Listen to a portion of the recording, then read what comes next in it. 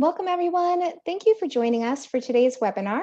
My name is Amy Elmore, and I'm the Pasco Area Director for APA Suncoast Section and the Communications and Outreach Manager with Forward Pinellas.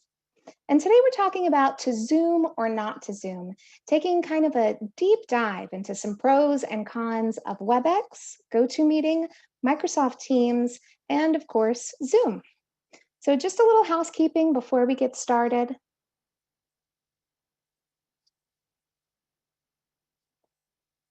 This webinar is being recorded. If you have any questions during the presentation, please make sure to type them in the question and answer or Q&A box in your Zoom panel shown here on the screen. We'll have time for questions at the end, and any questions that we're not able to get to, we'll make sure to follow up with you afterwards.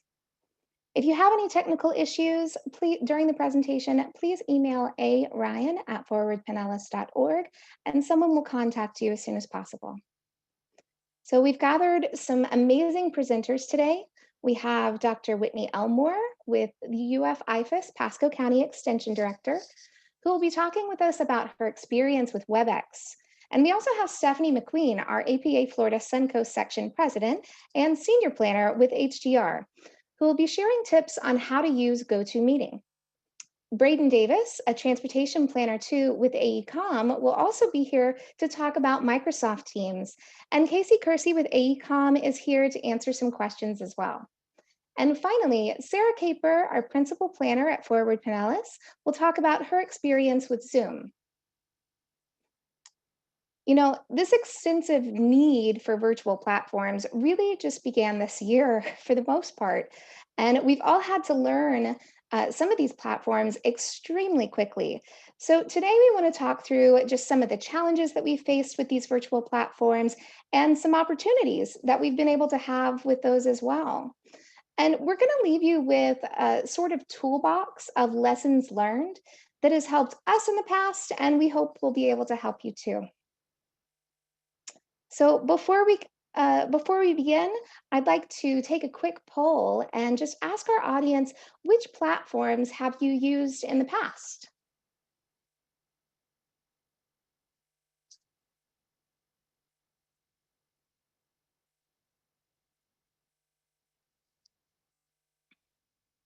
You should see the poll pop up on the screen and you can make your selection and then click submit.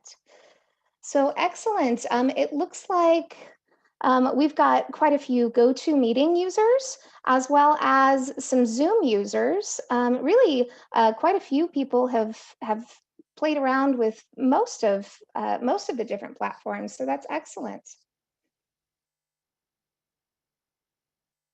So, no matter what poll that you may have used or what platform you may have used in the past, I know each time I do a meeting or a webinar, I'm always learning something new.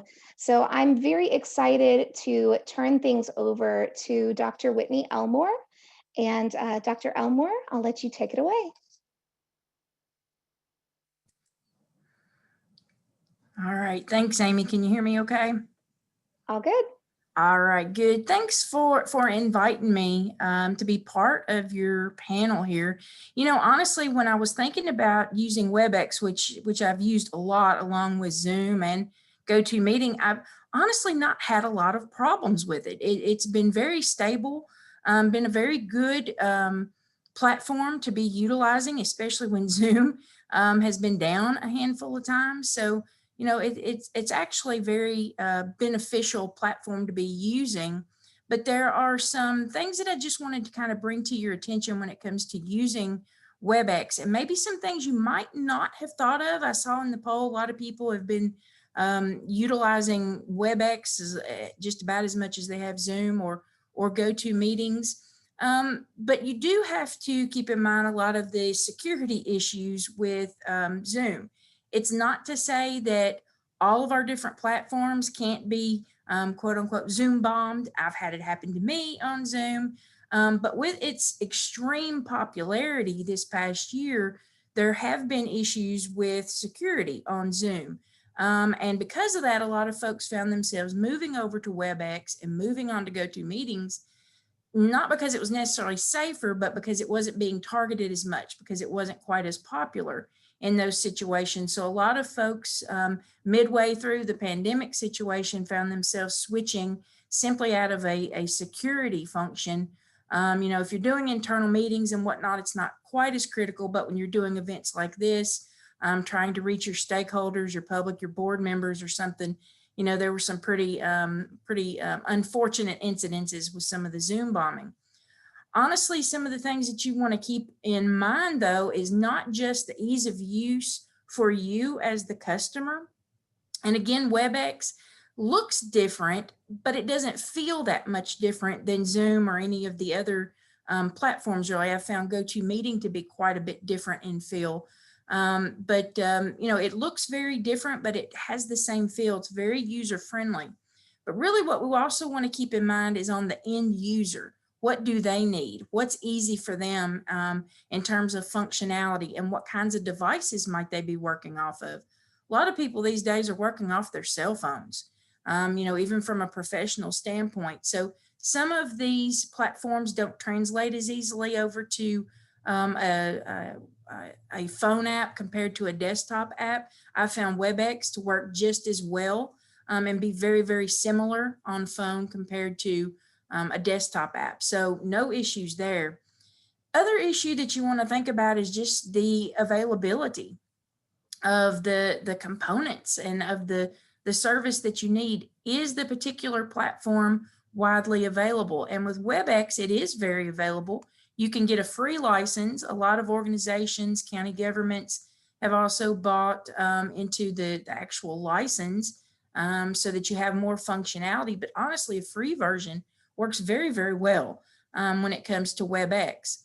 Something else you might not have thought about, some county governments, some boards at the University of Florida, they have mostly all adopted a particular platform that they're going to use. And for legal issues, especially in Florida where we're under the sunshine, this might be a little bit of an issue here. So check with your organization to see if they have officially adopted a particular platform. Pasco County government, which we work with at the University of Florida and are partnered with, if I'm using or doing meetings pretty much in the name of Pasco County, I have to use WebEx. For the university, that's Zoom. So I found myself, just simply because of legal requirements being drawn to one or another of the platforms. But again, the platform accessibility, not only to you, but to your end user, is very important. And WebEx across the board has not been a problem whatsoever for usability. What I do want to draw your attention to, for those of you that have used WebEx maybe for meetings, which is really simple and straightforward, is there are a few other tips and tricks in there that you kind of have to look around for, to be honest. You can do webinars, which gives you a little bit more in terms of security features over the simple meetings. But that's going to kind of lock out some of your participants a little bit in terms of what they can and can't do on their particular end compared to a meeting. But the trainings, WebEx trainings, and I'll show you where you can find that a little bit later on, is really a fantastic tool. It's like a learning management system.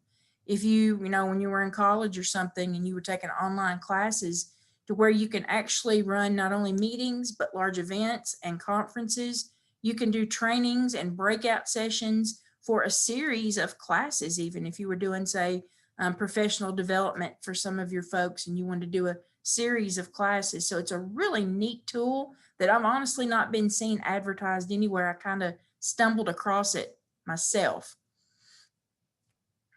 Okay, so, you know, some other things besides just the accessibility and the obvious reasons of why you might want to use something like WebEx instead of Zoom. I think most of us are pretty fatigued as it is when it comes to online meetings at this point in time. It's fantastic that we have the option to keep business moving forward and our mission. But, you know, with Zoom overall and people using it pretty much exclusively because it was so popular, there is a level of Zoom fatigue. There's a level of online fatigue, but especially Zoom fatigue because it looks the same, it functions the same over and over again. And what you're looking for is a platform that allows you to be highly interactive, like Zoom. And WebEx does allow you to be very highly interactive with your participants. You can communicate, you know, verbally with them, visually with them, through polls, through chats, just like you can in Zoom. And you actually have pretty high functionality, some powerful tools in WebEx to help you to be able to engage. What I would challenge you to look at is switching up. If you've been using, say, Zoom or GoToMeetings pretty exclusively, and if you don't have a legal requirement, maybe with your teams anyway, look at offering and learning WebEx, because number one, Zoom has had some issues where it has gone down. I mean, it kind of brought the school system across the nation to its knees a few weeks ago when it became unstable for a day or so. But learn these other types of platforms, not only for yourself as a backup to keep business moving forward, but also for professional development. This is learning something new. It looks a little different, feels a little bit different, and this is a good way to keep ourselves from having less of that fatigue with one particular platform. And it's a really good opportunity to train the folks that you work with, offer continuing education opportunities if that's what you do in your particular organization, and maybe even to garner new audiences that are just kind of tired of Zoom, looking for something a little bit different. I've found some people, when I've offered seminars and lectures through WebEx, to email me through the registration process and say, hey, why aren't you using Zoom? You know, I don't feel comfortable with anything other than Zoom. This is a challenge, and it allows people to kind of reach out and you to communicate why it would be important. And at the end of the day, I know a lot of people don't like it, but change can be good. And in the current situation we find ourselves in, where virtual is pretty much our only way to go right now, we need to be changing it up and providing different options for our audiences, for the people we work for, people we work with, and also for ourselves, have something just a little bit different moving forward. So whoop, it jumped there on me. So just to give you an idea of what WebEx looks like, if you haven't seen it before, it's very clean. It's kind of a sleek version, in my opinion, of Zoom. And you can go in, you can schedule meetings, you can schedule your webinars, your trainings very easily. It integrates into things like Outlook, which most folks use today very easily. You can integrate it into social media platforms. You have the option then of including all different kinds of polls, and you can do your registration for your events right in WebEx, which is really nice, instead of using a different platform for registration, and then your actual virtual platform for a meeting where you find yourself having to go through 2 or 3 different links to get people connected. You can do recordings and capture those to the cloud or to your particular machine to use for later on. You have a wide variety of security settings in WebEx, and I have found those to be much more robust than Zoom, to be quite honest with you. And again, you have a very powerful set of tools in WebEx that provide you with insights about your audience and feedback that you don't necessarily get with Zoom. And if we had a whole hour, we could probably go into some of those because there's some pretty nifty features that are really nice. But I want to draw your attention. If you were to log into WebEx, you see this little WT over here on the far left. I don't know if you can see my cursor, but that's the WebEx trainings. And that's where you would actually click into it and start to set up a whole course if you wanted to be able to work with your particular audience in a wide variety of ways. So if you've used WebEx for meetings or maybe even webinars, I really suggest that you look into WebEx trainings because it's a pretty powerful tool that you have at your disposal. Let's see, I think my screen's trying to freeze up just a little. Amy, you want to advance to that next slide? It's not letting me on mine. There we go. So again, you do have a free version that gives you pretty much most of the functionality you need versus a license. It integrates very well with WebEx Teams, Microsoft Teams, pretty much all those newer platforms in a team environment. Outlook integration is great. Really easy use on a desktop and mobile apps. And again, it looks pretty much the same on a mobile app as it does on the desktop, which is really nice. Next slide. So in summary, you do have alternatives to Zoom, even if you didn't know it. And even if you did, I really want to challenge you to reach out and try something new just for your own growth and development, but to also encourage your particular audience. You know, and the purpose of why you want to do this, it's all about making your life easier and your audience life easier, especially when we find ourselves pretty exclusive in the virtual world, probably for quite a bit more time. So this is something new, something different. It can be kind of fun to challenge yourself. Again, keeping in mind not just your utility, but your end user. It's really important in today's world that we ensure that we're taking into account the ADA requirements. And while you can do closed captions in Zoom, you can also do that in WebEx, and you can get a live transcript, which is really, really nice. And you know, just if you weren't aware from ADA standpoint, you are supposed to, even just your meetings alone, internal meetings, you're supposed to be running those transcripts at all times for folks that you know may have some issues being able to hear potentially and just don't feel comfortable speaking up and shouldn't have to be quite honest. So again, change is good. Switch things up a little bit if you have you know, been using one platform over the other exclusively. And I do think you'll enjoy WebEx, and it is definitely a viable option. Okay, that's all I've got for you. I appreciate the time. Thank you so much, Whitney. I really appreciate that perspective. That's fantastic. You know, I especially liked what you said about keeping the why in mind when you're choosing your platform. You know, I think a lot of times having that knowledge of different platforms so that you know what's best for your audience can be really key to getting that good engagement with our audience. So thank you for that. I'd like to do another quick poll here and see, you know, talk to our audience and see what's your preferred virtual platform for internal meetings. You know, I know some people have a preference on which platform they use internally versus externally.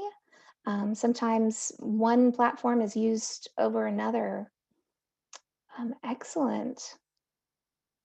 Wow, and it looks like the majority of our viewers here are really using Teams a lot for our internal meetings.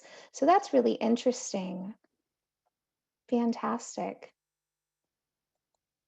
And now I'd like to turn things over to Stephanie McQueen to give us kind of that look into GoToMeeting. which I'm really excited to learn about. Stephanie?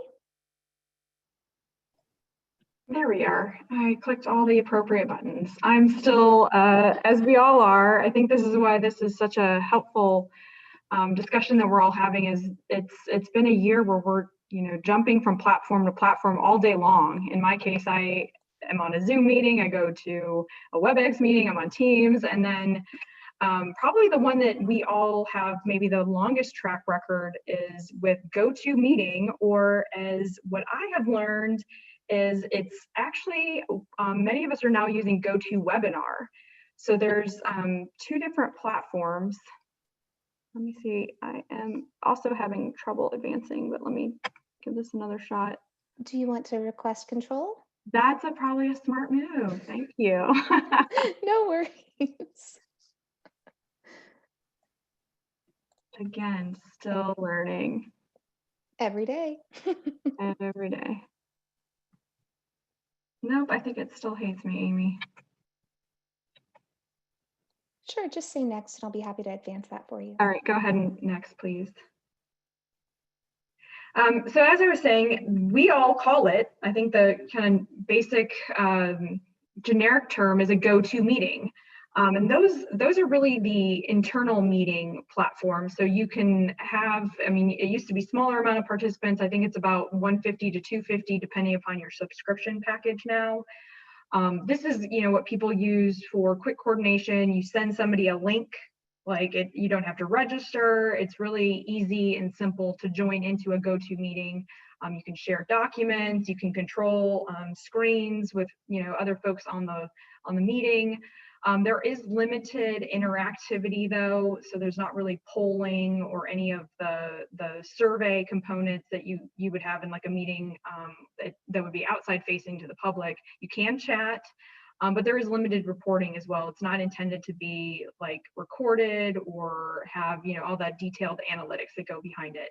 GoToWebinar instead is what is supposed to be the outside facing, larger scale meeting platform. So if we were hosting this type of meeting, we would use GoToWebinar versus using GoToMeeting.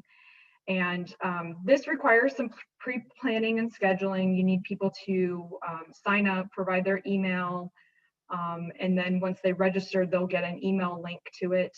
The webinar platform, the GoToWebinar platform, does have that robust polling, survey, functionality within it, so people are really able to maybe not speak up during the event because it's not intended. Most people enter in mute only, so you're really only interacting with polls and surveys, but it does have that better reporting function that you would have to record a public meeting and public out-facing webinar. So you get the registration information, who attended, and then all the survey and poll results. Can you hit next? Thanks. Oh, there I see the buttons now. Okay. So I want to focus today on GoToWebinar. Like I said, there's some differences between GoToMeeting, but there's also some differences within GoToWebinar and how you can set it up. There's different event types, and the standard event type is fully interactive. People can interact with polls, surveys, and that can allow pretty large groups of people. So up to 1,000 people can attend one of those standard webinars. A webcast functions more as a live stream, so people tune in. There's limited interactivity. It's mostly for just kind of showing information to a larger group of people. So that can be up to 2,000, and it's really intended to be more for panel discussion. So you have the panelists up there who are able to, you see their faces and you can see some slides, but it's really not meant to be like a back and forth discussion between the panelists and the attendees. And then there's a third option where you can pre-record. So if I had pre-recorded my message yesterday, we would be playing it today and it would appear to be live, but it actually would just be pre-recorded, and then someone would sit and monitor and be able to chat and respond to anyone who attends during the webinar itself. So that kind of gives you a little bit more functionality of, we have to have a meeting, but I don't, have everybody who's on the panel or all of the presenters available at one time, so you can pre-record and kind of patch a presentation together and play it live and have that kind of back and forth interactivity in terms of chatting. There's a lot of really great functions about it. I'm sure most people, I think, on the call said that they have worked with GoToMeeting or GoToWebinar.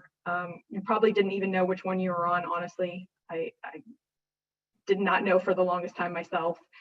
It's a great platform. I think it has all the functionalities that you need to do these large scale events. You can pass the control back and forth between presenters and the host. It's had pretty good luck with securing data. There's not been very many breaches that I'm aware of. They all have the possibility of it, but it seems to be a pretty good platform. The key benefits are that you really can have pretty robust interactivity during the webinar itself, depending upon which meeting type you set up. So you can input videos and polls, and it's pretty easy to set it up to get whatever kind of interactivity that you want. I think it's also pretty easy for the end user to use. I mean, sometimes there's a lot of little boxes that pop up and that can be a little confusing, but I think my experience is that once you get it set up, it's almost effortless to be an attendee. The other thing recently that has been emerging is that GoToWebinar is a great option for conducting hybrid meetings. As we kind of transition out of full lockdown, no one's going anywhere, and we're trying to transition into in-person meetings, but some people aren't necessarily comfortable coming out to in-person meetings. A lot of folks, especially FDOT, is using GoToWebinar to have these hybrid meetings, and in particular public hearings. We've seen a shift, and actually I was involved in my first public hearing this whole year just this week, and we use GoToWebinar as part of that, and I'll have some more information about that. So it's a great option, like I said, for bigger audiences, and then the opportunities to make it available for both in-person viewers and folks that want to stay at home and watch it. So like I said, we just had a hybrid public hearing for FDOT District 1 this week, and it was really interesting kind of setting this up. So we did everything that you would do at a normal public hearing. You secure a space, you get a court reporter, you have display boards, you have the sign-in sheet. But what we did not have was a public speaker. So there was no podium, there was no microphone. There was a screen where we, at the designated time where the public hearing was intended to start, the formal portion of the public hearing, a presenter who was located in a remote location started the webinar feature on GoToWebinar. So the video started playing, the speaker introduced the hearing, opened it up, and ran through the presentation for folks at home using GoToWebinar, and then folks in the viewing location who had come out to talk to people in person, make written comments, provide comments directly to a court reporter, were able to view the public hearing at that location. But then the majority of people actually just called in and listened in via the GoToWebinar. So that was kind of a really easy way, I think, of kind of adapting to the times right now, of having, we still need to move forward. Some projects have been on hold because of the pandemic, and we can't have these public hearings that are a little bit more strict in terms of how they are handled and how they are legally required to be held to meet Florida statute. So this one, we developed a meeting plan. We kind of outlined our strategy and how we would mitigate some of the things that we weren't able to do, such as have folks come up to a common microphone and make public statements in a group, but we still allowed them the opportunity to make their comments heard in other ways that were just maybe not the traditional ways. And then it allowed people who didn't feel comfortable to come out to an actual in-person event to still participate, which may be the norm moving forward as we become more comfortable with these kind of hybrid situations where there's an in-person place and it's online. That might be a trend moving forward. Another kind of key part of, I think, how this is successful, especially for populations that normally do come to the public hearing. They want to be there in person. They don't feel necessarily comfortable with technology and understanding how to interact with these, go-to meetings. They need help. So one of the things that happened with this public hearing, and with I think a lot of other ones that are going on right now, is that a attendee guide was prepared. And when people found out about the meeting, registered for the meeting, received information on when the meeting was held, this guide was distributed to them. And it's 5 or 6 different pages. And it was a really graphic way of helping people understand what they needed to know.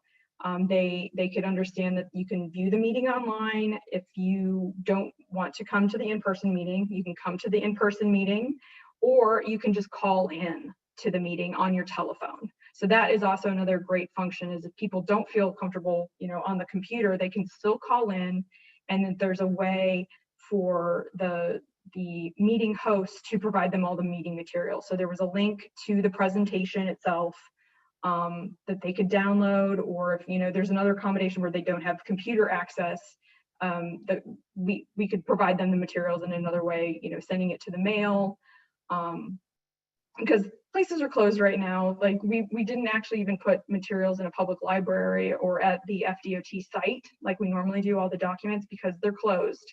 And so people can't come out in person right now. So we're trying to make as many accommodations as possible. And I think that's a good lesson learned from this, is just be really clear, help people understand how to use the technology and how to make them feel comfortable. Like a personal story is my mom had a huge freak out moment with me 2 weeks ago because she got a Zoom meeting invite and just had no clue how to do it.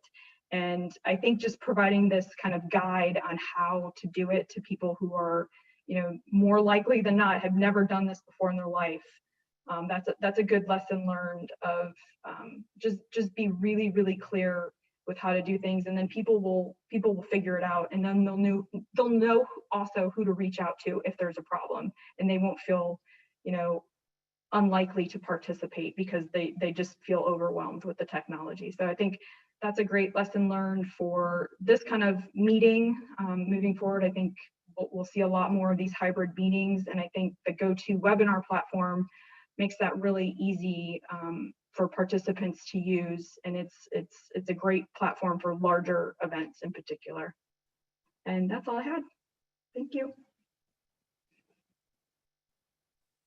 Excellent. Thank you so much, Stephanie. And I totally agree that the hybrid meeting is definitely something that is extremely relevant right now. I love the work that you're doing with that.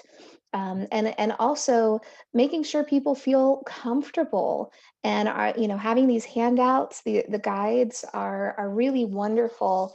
I think a lot of times, especially when you're working with it from a participant standpoint, when you have a lot of different platforms that you're probably using, just knowing how to comment and engage can be especially important. So I really love that. That's fantastic. And next, we'll have Braden Davis with AECOM, who's going to be talking with us about some really cool features of Microsoft Teams that I had no idea about. So I'm excited to see his presentation. Braden, take it away. All right. Hi, everyone. As Amy said, my name is Braden Davis. Casey Kersey is also joining me, and she will chime in for a few different slides and then also be available for questions. So just to go ahead and start, let's start with some pros and cons here. That poll that Amy had earlier, I thought that was fascinating. I've always considered Teams to be more of an internal platform, and apparently so does everybody else. What's unknown is, to I think a lot of us, is Teams can actually support up to 300 attendees. This makes it really ideal for almost any meeting. And then I'll talk about Teams Live in a few moments, but with Teams Live, you can even support 20,000 people. One great thing about Teams is it's really user-friendly. I think that's why we're all, for the most part, so comfortable on it. There's generally no delay in screen sharing or video, and no guest access is required.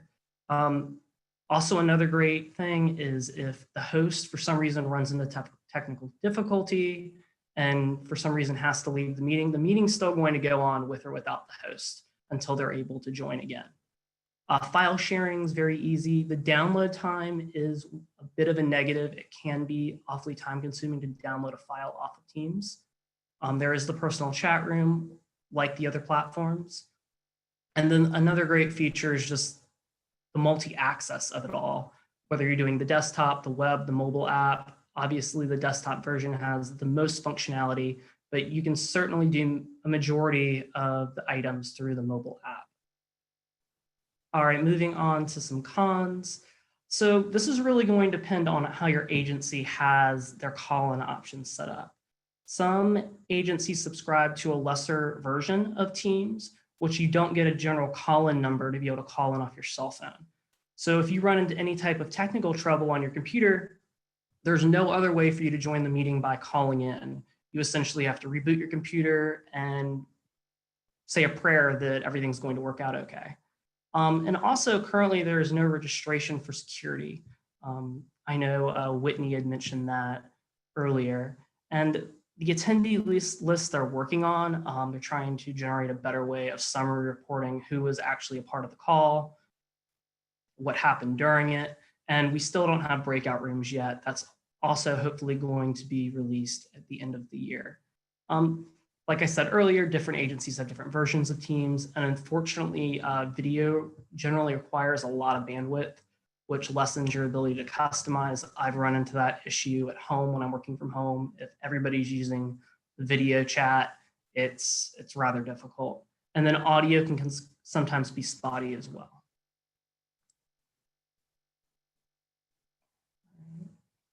Slide's not changing. There we go. All right, so going into Teams Live. Live events are basically just an extension of Teams meetings. They enable you to schedule and produce events that stream to large audiences. The company I work with offers both, and most likely your agency probably does too. Teams meeting, of course, has a chat function, but unfortunately, they don't offer yet a question and answer like Adobe Connect does, for example. Teams Live, however, does offer the moderated Q&A, but then again, you can't chat. However, if you're hosting the meeting with several producers in a live event, you can chat amongst yourselves. And Casey, I think you were going to also add something about Teams Live. Yeah, hi Braden, thanks so much. So the table on the screen, there wasn't a way to, it's a long one that we use, just in putting this PowerPoint together. And then also Braden and Channing have been helping me host our own Teams meetings, virtual Teams meetings and workshops this past month. We have learned so much more about Teams that was always there. This was a running record, just a small thing that our company offers of what a Teams meeting can do versus a Teams Live. And I would suggest you check with your company because I suspect you have much more than you realize other than just getting invited to a Teams meeting that you're used to doing. And for the phone call in, Braden, what I wanted to tell everyone, like in our case, AECOM, because we went internally to Teams, they chose to keep the platform where we always have a call-in number internationally that you can call into a meeting. It just was more efficient for them. So they do pay a landline cost that they chose to bear. Let's say you want to set up a Teams meeting. Let's say you're FDOT. Hey, AECOM, we need you to do a Teams meeting. Why don't you set the meeting up because then a call number will go out. So don't hesitate to coordinate with each other on whatever version your company may have and have the other person set the meeting up and then you've got that number, right? And so you have an extra way for your meeting to go smoothly if somebody needs to call in. Thanks, Braden. All right, yeah, thank you so much for that, Casey. All right, moving on to managing invites and security. So going back to what Casey said, your agency, everybody has a different version, and depending on your agency's default, is how the call-in works. For example, some people have to wait in a lobby room before they can be let in by the host to the actual meetings. AECOM allows me to override this default choice and actually choose whether or not to have a lobby waiting room. All participants, of course, can be muted, and a person can be also removed from the meeting if you choose to remove them. One thing I would definitely note from firsthand experience is scheduling through Outlook is definitely best if you're sending out invites to more than, I'd say, 10 to 15 people. Back in October, I think Casey had mentioned it a second ago, we ran a big workshop. It was between us and FDOT District 7, and I was sending out invites to over 100 people. I tried to do this through Teams. After 20 minutes, I gave up. It just wasn't strategic to do it through Teams. It's so much faster and so much smoother to invite everyone through Outlook, and it's very feasible that way. All right, when it comes to practice, this was so helpful with our event in October. We had several smaller meetings with the different agencies. We'd have maybe 10 agencies per meeting, 40 agencies overall. We met with them, made sure that they were able to access Teams. This session was going to run for 4 weeks with 2 meetings a week. So we wanted to make sure that everybody was able to access Teams, speak, hear us clearly, and use the chat function. And what we discovered was a lot of people had problems, and this was super helpful to go ahead and have these small practice sessions. And then, of course, it's great to practice before, let's say you're the host and you want to practice before an event. Just make sure all the different host audio works, etc. We actually did that before this meeting. You just want to make sure that nothing glitches. And I mean, it's technology, things are going to happen, but whatever we can do to avoid that as much as possible. And then another thing, when you're hosting these practice sessions with agencies or whoever your audience is, it's be sure to provide guidance on all the different devices. Teams on the desktop is much different than the mobile app, and we want to be aware of that and make sure that your users are aware of that as well. And mobility, the mobile option, of course, is super popular as well with everybody working from home. I took complete advantage of this when I was working from home during COVID in June and July. I was in the middle of conference calls walking around my neighborhood, and it was great exercise, and I was able to use Teams efficiently and effectively. Some general tips for audio. So consider your audio choices available based on your agency's subscription. If attendees have multiple options, give them time to select the best option before the meeting starts. Be sure to point out that to unmute, you have to dial *6. I ran into this problem. I was watching a presentation on my computer, but I was called in via my phone. Someone had muted everyone, and I kept unmuting myself on my computer, but what I didn't realize is I had to dial also *6 on my phone to unmute myself. So I learned the hard way. Some other tips include, of course, practicing internally your audio options before a meeting. In Teams, you can call on a conference number like Casey had mentioned. And a relatively new feature is Teams will alert you if you join by phone and you're on your computer to avoid feedback problems with the audio. Scroll too far. All right, some tips for the chat. So like several people have mentioned that have presented already, closed captioning does exist. It's great for, oh, sorry, I jumped ahead. So there's pop-up boxes now in the chat. You can do reactions within the chat, which is great. It shares everything in real time. The desktop version, you can see all the entries, including the teams that you're a part of. There is the chat option on the mobile phone. It's a little different to get to compared to the desktop version, but you can do so. And then, of course, always be aware of who's screen sharing, and that if you're still screen sharing, you don't want anything to pop up on the screen that you didn't want everyone to see. All right, and then just some other tips for other helpful functions. Like I said earlier, people have discussed the live caption option for ADA. This is no different than closed captioning for a movie you're watching or you're on Netflix. This is very helpful also if your audio is going in and out, people can still hear and understand what you're saying as well, you, them. Video recording. Unfortunately, if you choose to record a session, everybody in your meeting is going to know that you are recording the session, and some people always aren't comfortable with this. And also meeting notes can be taken by an attendee and shared after the meeting. This includes files and resources. And Casey, I think you wanted to also add something here. Yeah, thanks, Braden. A couple of tips. One about the meeting notes. People will also know if you're taking meeting notes during the meeting, and they may ask you to designate someone to do that, where you can put information up that really helps you do a coordinated meeting there. But for the ADA, I have found, especially if you are an agency that does not have the call-in function, before the meeting starts, let everyone know that they can turn on the live captions. So if they're having trouble with audio, for instance, they can see what's going on with the meeting and they aren't stopping everyone saying, I can't hear, I can't see. They will just watch that closed captioning and then they're enjoying the meeting and they'll figure out something else to go there. So I found that I just do it now as a policy for myself. I turn it on and I can enjoy, follow the meeting as well. Or if I get distracted, I'm still watching what's going on there. All right, thanks, Braden.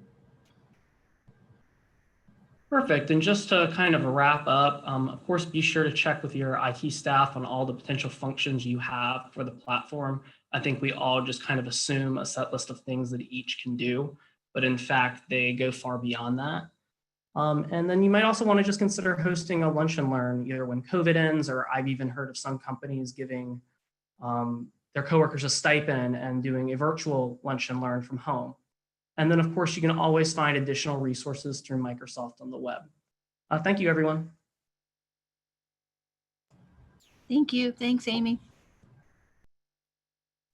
Thank you so much, Braden. That was fantastic. I always learn something new every time I hear about different things like that. And it seems like this feature is really adding something new all the time, which is really neat.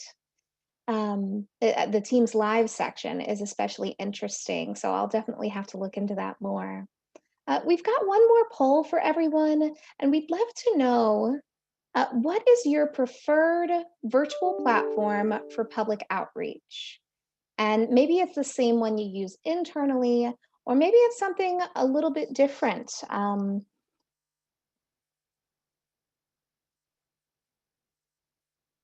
So you should see that poll pop it up on your screen, and you can choose your selection and just hit submit whenever you're ready. Well, it looks like a lot of different tools there. That's fantastic. Yeah, and I think Zoom wins out, but followed pretty closely by GoToMeeting. So that's really interesting that everyone's using something a little bit different, mostly Zoom, for their public outreach. And it's really about listening to that audience and making sure that they feel very comfortable with the platform, as many of our presenters today have mentioned. So last, I'm going to turn things over to Sarah Caper, who has had a lot of crazy adventures that I've been very honored to be a part of. And she'll be talking about some wonderful lessons she's learned with Zoom. So Sarah, whenever you're ready, take it away. Thank you, Amy. Good afternoon, everyone. I'm going to be speaking today about Zoom meetings and Zoom webinars, something that everyone should be familiar with because we're using Zoom today. So a little bit to get started about why to use Zoom. We saw from the polling before, I think everyone has used Zoom before, and it's the preferred platform for many of you. One of the key features of Zoom is that it's very user-friendly. Anyone can sign up for Zoom. There are no restrictions. You can have meetings informally, and people just are very comfortable with the idea of using Zoom. It's part of our language, our everyday language right now, and so it's often one of the platforms, if not the platform, we go to kind of first. And it's something you can do in the app on your phone, using your tablet, on your computer. And one of the things I like best about Zoom is its flexibility. And we'll talk about some of those features and flexibility later, but you can have multiple co-hosts, so you can switch back and forth between who's doing behind the scenes of the meeting or who's running the meeting. You also have a range of features. For example, breakout rooms. We recently at Forward Pinellas did listening sessions. And so in anticipation of having more people attend and wanting participation from all of those there, we used breakout rooms to be able to talk to small groups, and it worked very well and gives people a chance to be both together and separate. What are some things to keep an eye on with Zoom? As we heard earlier from Whitney, and many of us have probably experienced in the summertime, Zoom bombing is a real thing. It can happen to your meetings, whether they're advertised or not advertised. I believe Zoom has had a lot of security enhancements and measures to take it from happening. So hopefully Zoom bombing no more, but it could even happen at an advertised meeting where you are, say, asking for public comment and someone is attending from the public who isn't really there to give constructive feedback or their feedback at all. So one of the things we recommend is just having a game plan in place. So what happens if someone does bomb your meeting? Very quickly practice being able to shut them off and keep going with your regular business. And one of the things I know at Forward Pinellas would struggled early on is that you do have to advertise your meetings. And so you do have to give people a way to access them. And so it does open it up for potentially having Zoom bombing. But the more you prepare and practice, really, the better you are. The other thing with Zoom is that there are a lot of settings in preparing for today. I took a look at the settings and wanted to print out and show you some of them. And there are 11 pages of settings in Zoom. Everything from allowing chat features to can you chat one-on-one, to breakout rooms, to polling, to security and recording. There are so many different options. So it's really important if you have a chance to look at what your Zoom settings are and think about, do you want to change them? If you have a meeting coming up where you might not want to allow the chat feature, turn that off and maybe make a note to yourself to turn it back on later, especially if you share an account with others. Some other important things to keep in mind with Zoom is, do you have a license? Is it something that is shared with others? One of the things we ran into at Forward Pinellas is we have one account that we share. And so you have to look and see, did someone else schedule a meeting or a webinar for the same time? And if that's the case, thinking about how do you manage your platform and the use of it. Another important thing to note is if you have the webinar feature, the webinar feature is great. It's what we use for our board meetings at Forward Pinellas, and it really helps us have a little bit more of a formal setting. It's what we're using right now so that you can allow for Q&A without disturbing things when the meeting's happening. And also you can see your attendees and still allow them to speak. One of the features of the webinar is that your attendees can speak. If you're on the phone, it's very easy for you to call in and raise your hand. If you have a question, you just hit *9. And so that's something that we've really appreciated with our meetings. The other nice thing about Zoom is you can have a really quick impromptu meeting. You have a personal meeting ID that you can give to someone. If someone's in your contact list, you can just call them or join something quickly. I know that personally, my family does this, and it's a really nice feature where you don't have to necessarily plan things in advance and have everything set up, especially if you have a smaller group of people where you're not facing the restrictions in the free version. Another thing to keep in mind with Zoom, especially with meetings, but also with webinars, is, are you going to be using screen sharing and do you have multiple presenters? There are different settings. There are so many settings, as we talked about before, but you can allow your presenters to turn their camera on. You can make them co-hosts. You could do something like we're doing now where you're controlling someone else's screen.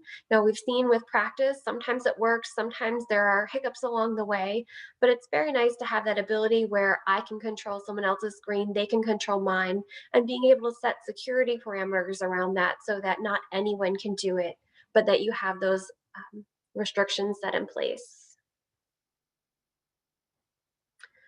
Another thing to keep in mind with Zoom is it does look really different if you are a host or an attendee. And we heard earlier people talking about practicing how a mobile device might look different than your computer. That's definitely the case with Zoom as well.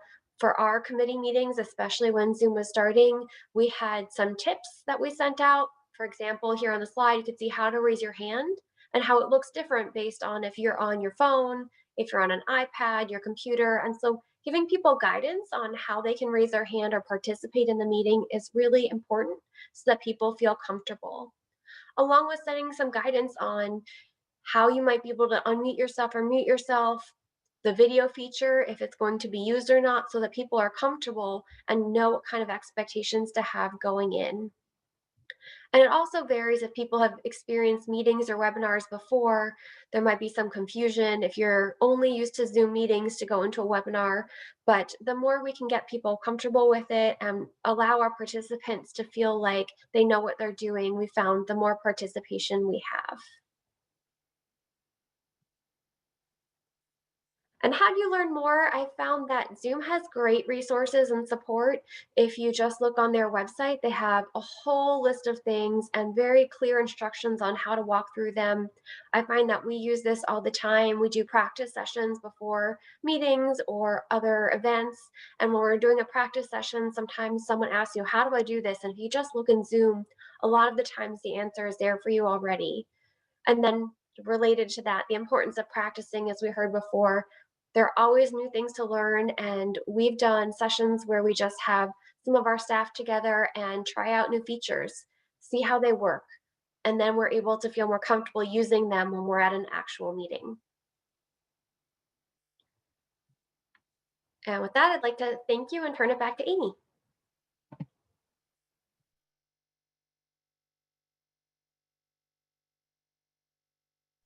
Excellent. Thank you so much, Sarah. I always learn something every single time I listen to you or work with you on these presentations, because there's just always something that I'm constantly learning and something new. And I think all of our panelists have learned so much about these platforms. But the first and the best lesson that we learned throughout this crazy, strange adventure was plan for the unplannable. We have contingency plans for our contingency plans, because when you're working with a lot of people and a lot of technology, things are bound to get interesting for sure. So be able to adapt very quickly. It's especially important, and if something doesn't go quite right, that's okay. If things don't go perfectly, it's all right. Just know that, continue to learn from your experiences and evaluate so that the next time it can just get better and better. In that same idea, stay flexible. Remember that you have a lot of resources already at your fingertips that you can use. One thing Sarah says that I always love is, we've always had this stuff. We've always had the ability to do this virtual component. We just never have before. So like Whitney mentioned before, it's really kind of just stepping outside of your box and getting comfortable with change. So stay in the know about these different platforms and keep up to date, because they are changing so much and constantly updating and coming up with new features. Like Braden and Casey had mentioned with Teams, that was really cool. And these new features are designed to help serve our audience. And that's what it's all about, right? Just making sure that we are engaging with our audience and that they are feeling really comfortable. I especially loved the handout idea that Stephanie came up with, to let them know, if you're using this device, here's how to get in and participate, so that people feel really comfortable with engagement. I think a lot of times people can have almost a fear of technology. And so when you give them information and help them and say, I'm here for you, I'm here to help you through this, that can kind of diminish that fear and make them want to really engage with you more. So that's really essential, I think. Also, whenever you're doing a webinar or a meeting, I like to think about it like a show. Maybe it's just the actress in me, I don't know. But I imagine that the staff are, and presenters are like the cast members, our stakeholders, our audience. And I even, we have scripts, I have a run of show. And we even have back end channels to make sure that we're able to communicate with each other while the webinar is going on. We have several different roles. We have, I like to always use a moderator that's separate from the panelist. And then even separate from that, some sort of technology coordinator. So you guys didn't know this, but right now, we have a techie backstage. One of our team members, Angela, that's helping us out. So thank you, Angela, for all of that. And when one of us is having a tech issue, she's on it. And that's extremely helpful to have that other person on the back end who can make sure that everything keeps moving forward, even if there's, some sort of technical glitch or something. So really use those roles, have that back end communication, and have that, you're not alone in this. You've got a team for a reason, and don't be afraid to ask for help and have those people on board with you. So that's definitely something that I have learned is I cannot do this alone. It takes a team to get it done, and I think it's an excellent form of teamwork, and really has bonded quite a few of us. And this pandemic has created many challenges for all of us, but we've also noticed some really amazing opportunities that we will learn from. We're reaching more people, we're reaching more demographics than ever before. Those college students that couldn't come to a regular meeting before, the firefighters that worked 72-hour shifts, the single mom with 3 kids that can't make a 2 p.m. public hearing. We can reach those people now through these online engagement tools. And we're able to back up that reach with our metrics, which we haven't been able to do in the past. We have people engaging with us online and reaching out for information. And again, I love what Stephanie mentioned about hybrid meetings, because there are so many lessons that we can learn from these opportunities, but it's up to us to really take those lessons learned and keep them going, keep that momentum going into the future as well. Sarah, for example, is doing an outdoor workshop with different booths, and at each booth she has a virtual component.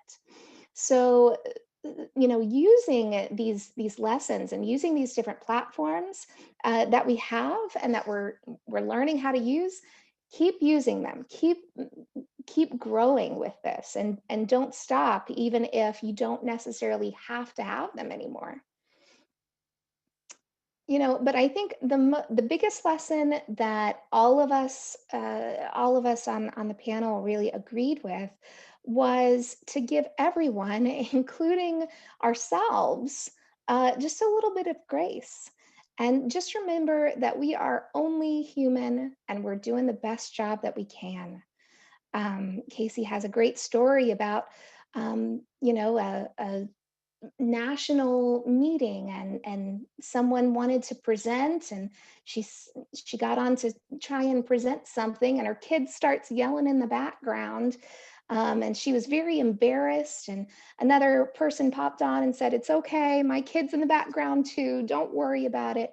So I think that that's an important lesson to learn, is just give yourself and others some grace to, and know that we're all doing everything we can to keep things moving forward and navigate this crazy strange world.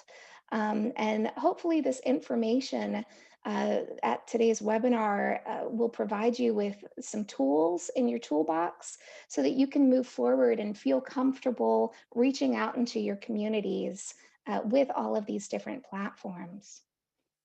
And with that, I'd like to take some time, some questions now. And just a reminder, please be sure to type your questions into the Q&A section. And I will. And I'll ask all of my panelists to pop back on for me.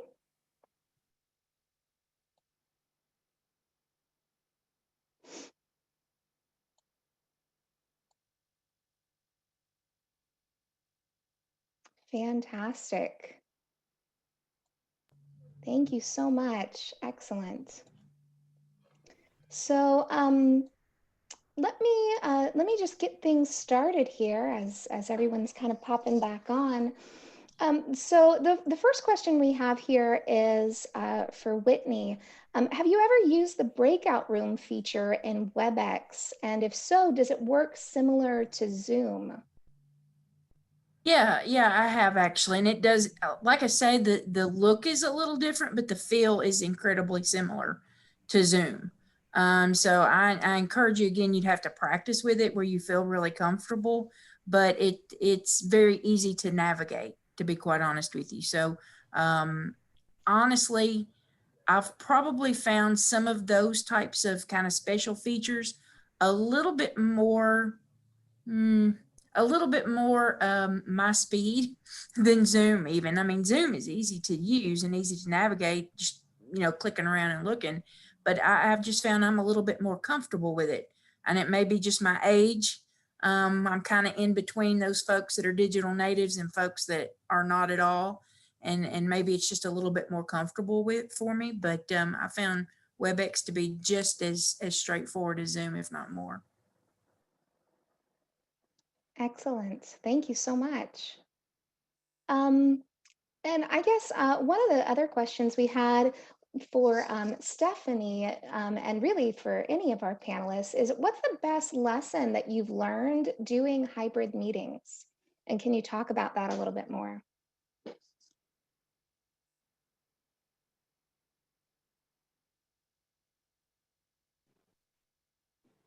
I think this is something, I think the lesson I learned is that it's just all about planning and documenting, especially for public hearings, because they're so kind of tied up with making sure that you're following the public policy and state statutes, is that you just document everything that you did.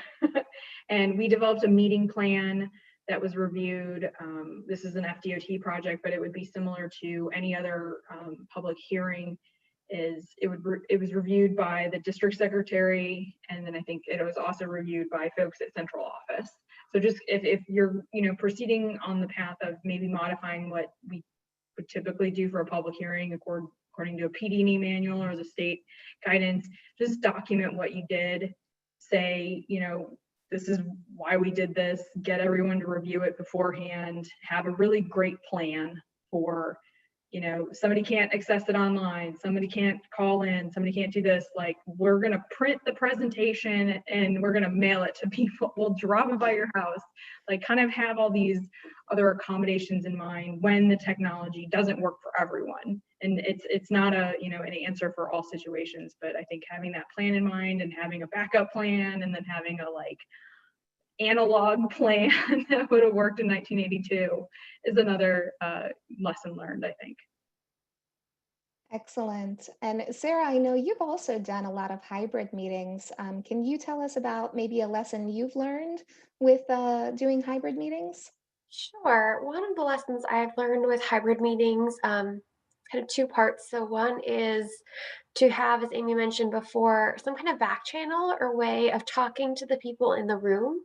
So sometimes with a hybrid meeting, people who are in person, if you have in-person participants, don't quite realize what the people online are seeing or hearing. And so being able to quickly communicate kind of between both sides, because they might find that we're doing something online that they're struggling with. So having that way to be like, hey, by the way, just check on this is really important. The other thing I found just with hybrid meetings and in general in Zoom and the other platforms, you have different shortcuts. So I always like to keep next to my keyboard a list of how do I mute myself or turn my video off by not hitting the button. Because you never know when you're not going to be able to hit the button, but you really don't want to be on camera. And so knowing an alternative way to make that happen is really important. I love that. Do any of the other panelists have some lessons learned for their meetings or their hybrid meetings that they'd like to share?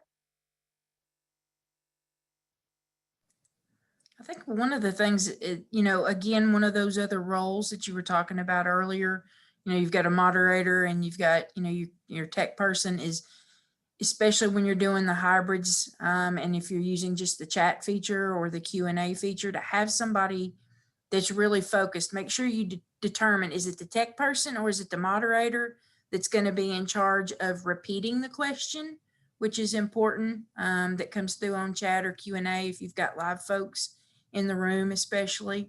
So that's really important, and just not to leave out, because a lot of people, that's how they choose. You can, number one, choose to force people to only be able to communicate in this fashion and not through voice and video, which is a good safety feature, but you got to make sure that you respond to them as well.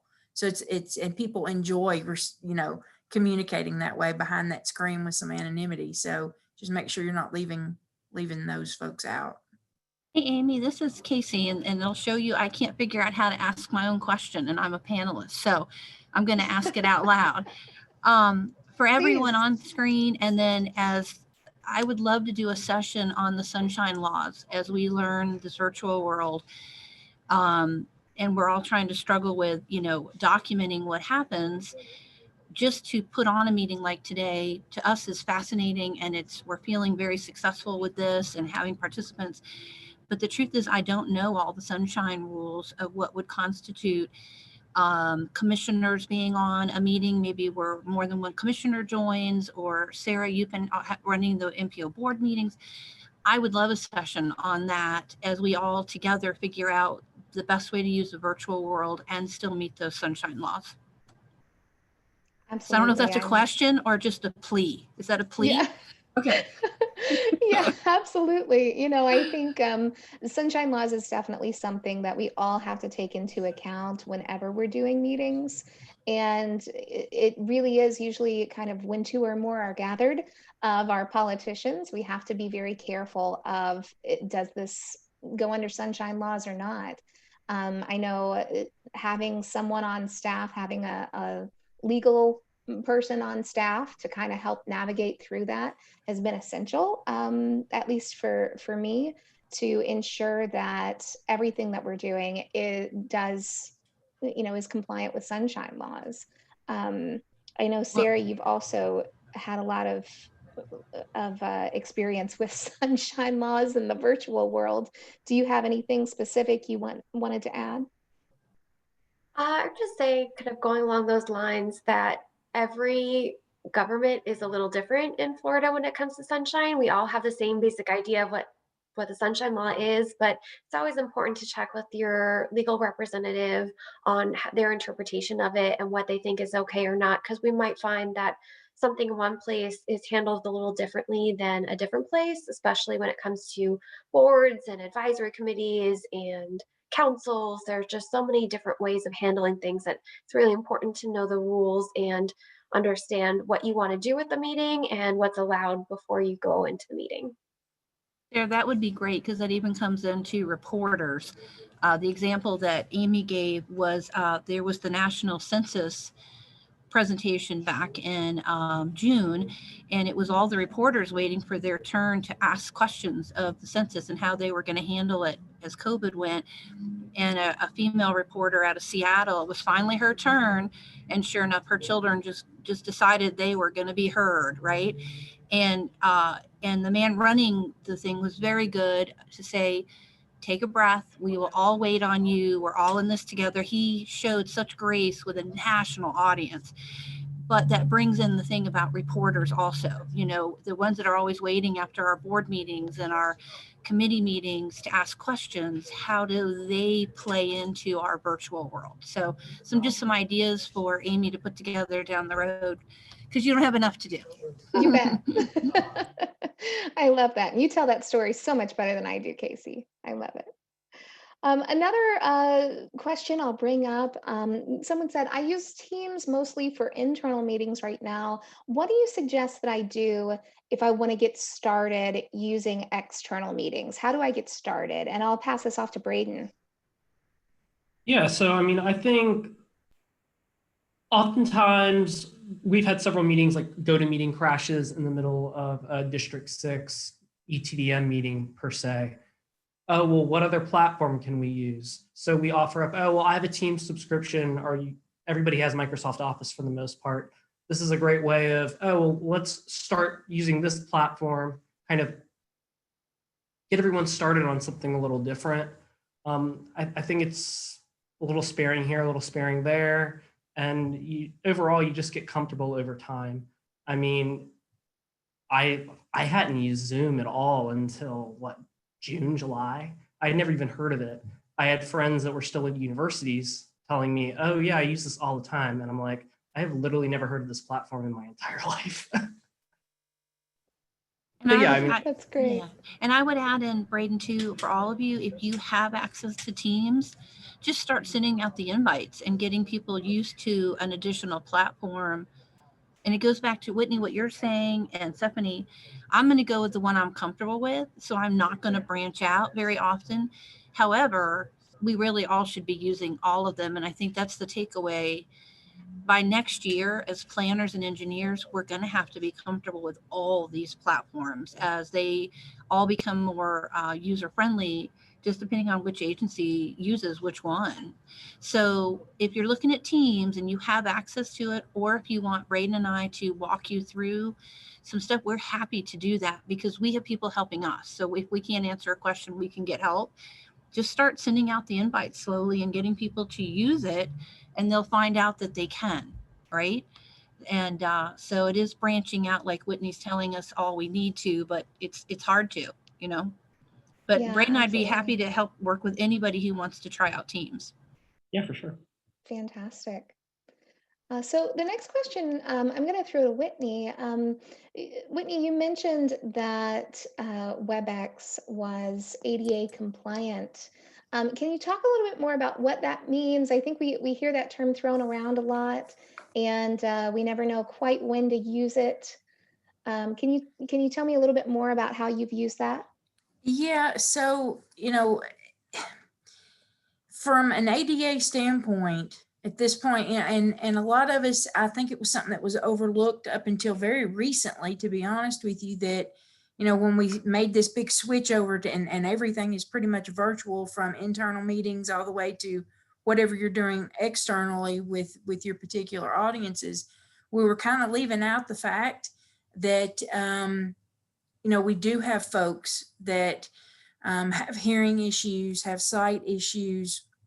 And this has opened up a whole new world to them with the virtual platforms. And we have these situations where you have kind of the native accommodations that we're used to out in public, like a wheelchair ramp coming into a business. That's pretty native to everybody, whether you need that accommodation at this point in time or not.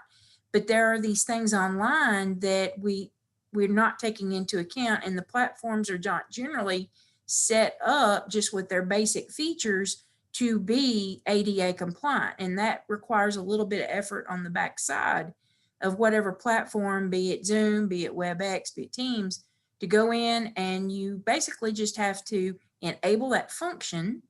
And then when you start that particular meeting or event, you go in and tell it do live transcripts.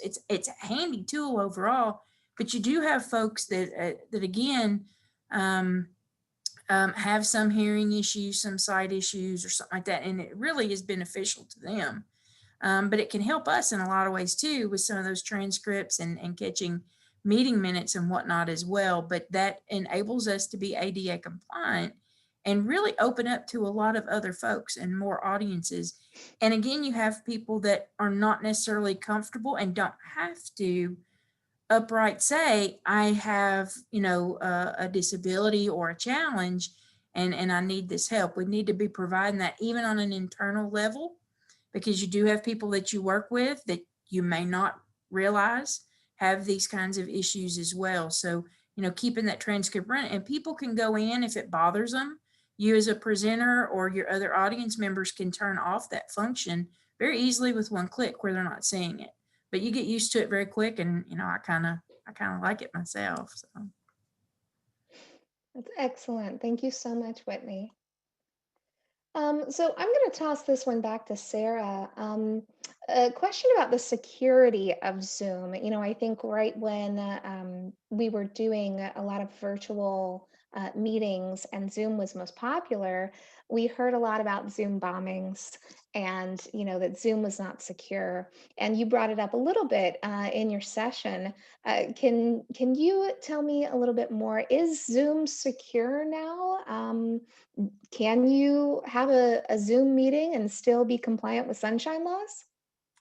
That's a great question, Amy. And I'm not sure, you can never say something is completely secure. There Sure. are always people trying to figure out ways around it.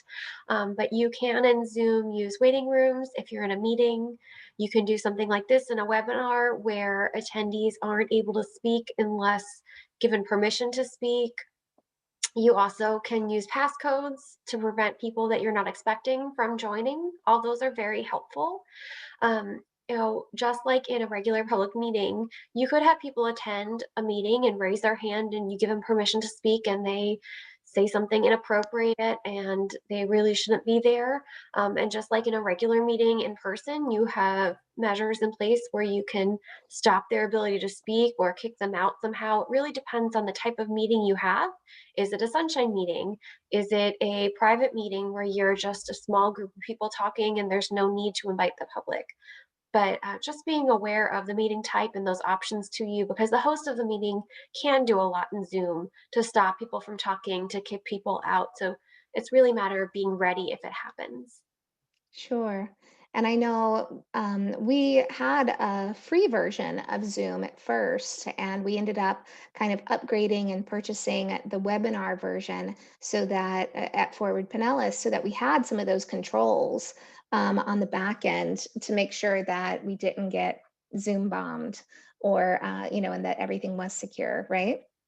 Yes, in some ways, because having the webinar does help with that. But even if you just have the free version, you can take advantage of those meeting options with the passcode in the waiting rooms. Oh, So, fantastic. so anyone can do those. That's great.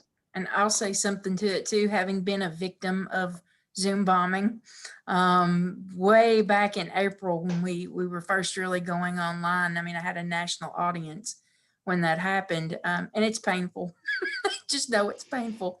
But since then, Zoom has done a lot to upgrade on the back end to make it a little bit safer. But then there are best management practices. One of the best I've found is just requiring registration, because that puts a name and an email address to these folks that can be faceless. And that has eliminated a lot of the problem too.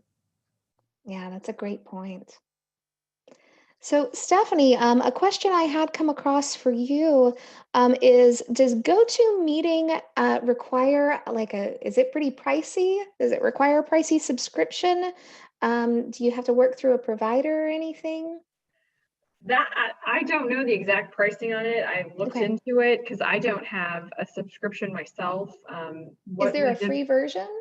I think there's a free version. I think it limits the number of participants to like 100 or less, probably. I'm not sure. They're constantly changing the numbers. When I was looking all this up recently, it was like, oh, I thought it was only like 25 could be on it, and then it was like 250 now. So they're constantly kind of changing the subscription packages, what's included. Like, I think all of these companies are kind of competing with each other to stay relevant. So they're always trying to add more and kind of adapt. And one doesn't have this feature now. They're kind of working all together. But you know, why I chose for this public hearing the GoTo webinar was that it was a DOT project and they have a subscription, so we used their registration. And I honestly think that's going to be more of an issue moving forward, is figuring out who the client is, who the public agency is, the government. And they may need to, for legal reasons, sunshine laws, whatever, they may need to use their platforms versus relying upon consultants to just say, oh, well, I have Teams or I have WebEx, we can use my link. There may be some kind of like requirements coming down the line as like, if you're going to do this, you have to use this account so that it can be recorded, and that there's, you know, some kind of, you know, paper trail, if you will, electronic paper trail on the meetings, and making sure that the security that you need for these meetings is in place. So I think it's going to be agency by agency decision moving forward. And gosh, I mean, anything that I've been using lately for subscription services is all negotiated, I think. So I'm not even sure that we'll ever know like the true cost, because it's like, well, if I talk to so-and-so and they have, you know, 50,000 residents, the price is this, versus this, you know, customer or client has 10 million customers. I think it's a sliding scale. So I don't think they release that information always. I gotcha. Wonderful. Thank you for that, Stephanie. And I know, Stephanie, that as a consultant, you use a lot of the different platforms based on what your client's needing, correct? Yeah, it was actually really interesting. I felt like I had a fire hose to my face earlier this year. I think that's why we kind of came up with this topic months and months ago, is that there's so many choices out there. They're kind of all thrown at us. The only one that I really had heard of was GoToMeeting. I had never heard of Zoom. I had never heard of WebEx. We had Microsoft Teams randomly installed on our computer like a year ago, and I was like, what is this? And I kept trying to close it, like it just kept popping up.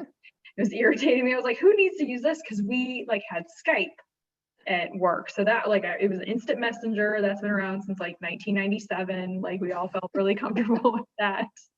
But as a consultant, my company decided after testing all these out that they wanted to proceed with WebEx, and it's now integrated into Outlook. It's integrated into our Jabber like messaging system. So it's kind of like, that's the one that's most readily available. That's the one I'm most comfortable with. But I'm very adaptable because I get Zoom meetings from, you know, you guys at Forward Pinellas, that's your preferred user. I have some clients that say, I can only use Teams. So send me a Teams meeting. So it's all about the adaptability and just being able to flex with when people, like, you know, in the past you used to know, like, this client, this group always wants an in-person meeting. So then you would set up an in-person meeting. This person requires an email. This person requires a phone call. So it's just kind of increasing your adaptability and your flex power of, are we meeting on Teams or meeting on Zoom? Like, it's just another kind of dimension of being adaptable. Excellent. Yeah, I think that adaptability is definitely key, no matter, you know, if you're a consultant or if you're a planner or just somebody trying to use it for a meeting. That flexibility is really key to make sure that the audience gets what they need. In that same token, Whitney, I wanted to ask you, you know, you mentioned in your presentation a lot about how WebEx was kind of for the host and how some of the features that the host had, but do you feel like it's an easy platform for the audience to navigate? Yeah, absolutely. You know, the only issue I had with WebEx, to be honest, when I started using it a lot, is because my audience, a lot of them that are my groupies, as I call them, they were used to me using Zoom. And so when they saw that link, it looked a little different and it freaked some of them out. And I got a lot of comments, I can't use this. I can't use WebEx. I can only use Zoom. It's like, oh, you can use that too. And so it was really just a push forward. Here's information about how to use it. You know, if you want to download it on your laptop, if you want to put it onto your, you know, your iPad or something like that. Here's how to do it. Here's the information to make them feel comfortable. But I moved forward with it, and not one comment at all. I actually had a couple of people tell me they liked it better. That's excellent. Excellent. So I want to ask you guys one of the questions I've been saving till the end that's come through. What's one of the craziest things that's happened during your virtual meetings? And I'll let you guys think. I've got kind of a funny one. So during one of my virtual meetings, all of a sudden my dog starts barking, and just barking and barking. And then I start hearing through the Zoom call, the panelist dog starts barking back at my dog. And then the next one starts. And so we have like this round and chorus of all these panelist dogs just barking at each other. And we eventually just had to stop the meeting because we couldn't get our dogs to stop barking. So that's kind of a fun anecdote that I've faced with some of my meetings. Does anybody else want to share a fun story? I'll just say, so when we started using Zoom first, and then we had Teams, we were starting to use Teams, but a lot of our staff didn't feel comfortable with it. So we decided to do a lunch and learn to show people how to use Teams and how to use Zoom. And for those of us leading it, we had both open and we had to figure out how to mute ourselves in one and talk in the other and try to remember where our audience is. So it's a little hard to show people how to use some of these platforms when you're actually using them.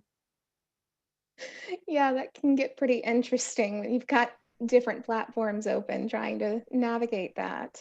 Well, Braden, you can add into this for us, but we had over 45 agencies on these workshops in October, and they're chatting on their phones and not realizing we can see what they're chatting. So during our meeting, when we're trying to say things that we think are incredibly important, we see lines coming across saying, do I really have to be doing this? Oh my gosh, will they just get it over with?